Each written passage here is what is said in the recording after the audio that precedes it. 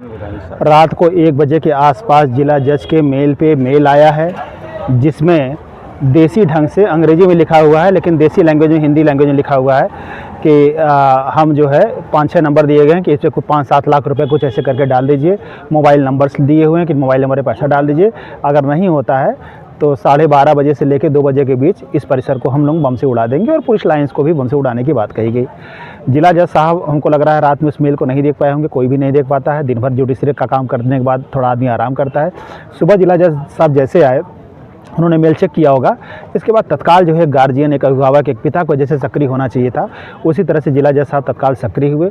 व्यक्तिगत रूप से जाके हम लोगों के चैम्बर जाके, एक प्रकार से हम लोगों के घरों पे जाके उन लोगों ने हमको नॉक किया और हम लोगों को सारी चीज़ों से अवगत कराया। और हमारे अध्यक्ष जी भी और महामंत्री जी भी और हमारी कार्यकारिणी जो है इस मामले में बहुत सक्रिय रही। तत्काल जो है परिसर खाली करने को कहा गया, हम लोगों ने परिसर खाली कर दिया।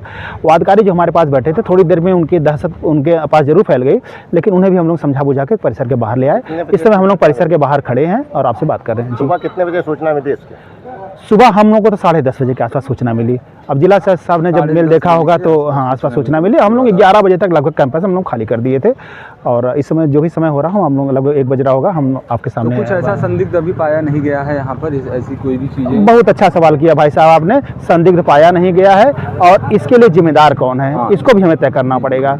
अगर आज 15 दिनों में अगर आप लगातार आजमगढ़ बंद करा दिया गया, आज बनारस बंद करा दिया गया, आज जौनपुर बंद हो गया, अगर 10 दिनों से अगर हम लोग एक ईमेल ट्रैक नहीं कर पा रहे हैं, तो हमें धिक्कार है कि 2026 का भारत जो यूरोप से टाइम चल रहा है, डिजिटल टाइम में अगर हम इस तरीके का फेलियर फेस कर रहे हैं तो ये बहुत बड़ी चुनौती, बहुत बड़ा चैलेंज है हम सभी के। चुनौती चैलेंज तो बात की बात है। पहले तो अकाउंटेबिलिटी तय करिए, जो जिम्मेदार है उनको तत्काल सस्पेंड करिए, टर्मिनेट करिए, उनके घर भी बुलडोजर चलाइए।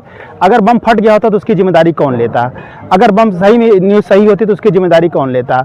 लाइन बाजार थाना यहाँ से मुश्किल से 400 मीटर दूरी पे है।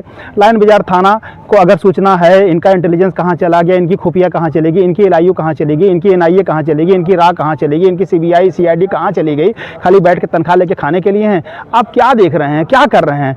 एक जिला जज का ईमेल की एक्सेस उसके पास कहाँ से हो गई कि जिला जज के ईमेल के एक्सेस कर लिया? ईमेल पे उस मैसेज डाल रहा है, किसी मोबाइल से, किसी डिजिटल इक्विपमेंट से ही डाला होगा। आप उसको फोरेंसिक जो है ट्रायल नहीं कर पा रहे हैं, आप आईपी एड्रेस चेक नहीं कर पा रहे हैं। और जो आज करोड़ों रुपए का नुकसान हुआ, आजमगढ़ 21 तारीख तक बंद हो गया, बनारस 21 तारीख तक बंद हो गया, और जो करोड़ों रुपए का नुकसान हो रहा है उसकी भरपाई कौन करेगा? तो जो जिम्मेदार लोग हैं, स्पेशली प्रशासनिक और जो हमारी खुफिया एजेंसी के जो जिम्मेदार लोग हैं, उनको अकाउंटेबल बनाया जाए और उनको सस्पेंड किया जाए, टर्मिनेट जाए, उनके खिलाफ कार्रवाई की जाए। और जो इसके पीछे लगे हुए हैं, जो इस तरह के रूमर्स, हॉक्स और चीज़ें फैला रहे हैं, वो तो पकड़े ही जाएंगे, आज नहीं कल पकड़े ही जाएंगे। वो तो उनके खिलाफ जो प्रशासनिक कार्रवाई होनी चाहिए और कड़ी से कड़ी कार्रवाई होनी चाहिए, और उनसे वसूली भी होनी चाहिए।